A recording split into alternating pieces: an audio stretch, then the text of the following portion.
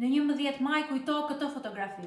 Ky nuk është thjesht një imazh, është një dëshmi e një kohe kur e vërteta u përplas me hipokrizin, kur interesat e përbashkëta fshehën krimen dhe kur pushteti u bë i paprekshëm prej pasurisë dhe dhunës së tij. Në 15 mars 2008, Gërdeci u shndërrua në një fushë betejë të korrupsionit dhe të papërgjegjshmërisë shtetërore.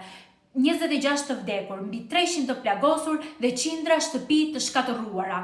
Një masakër jo nga një armik i jashtëm, por nga babëzia e njerëzve në pushtet. Edi Rama, aso kohë kryetari i Bashkisë së Tiranës dhe lideri i opozitës, u shfaq krah për krah me Sali Berishën duke i rrahur atij shpatullat. Ky ishte një mesazh për të gjithë. Kur bëhet fjalë për interesa të mëdha, nuk ka as të majt e as të djathtë, ka vetëm pazare dhe mosdëshkim. Mihal Deliorgji, oligarku që bënte biznese armësh me Shkëlzem Berishën, nga ana tjetër ndërtonte kulla me Edi Ramën. Dhe një muaj më vonë, më 21 prill 2008, Edi Rama dhe Sali Berisha u bën bashkë për të ndryshuar kushtetutën e vendit, duke forcuar pushtetin e tyre në kurrizë të demokracisë. Ky ishte një pakt jo për të forcuar Shqipërinë, por për të betonizuar pushtetin e tyre, për të siguruar që pavarësisht rotacionit, gjithçka të mbetej e pandryshuar. Në 11 maj, shqiptarët kanë një mundësi që të tregojnë se nuk harrojnë.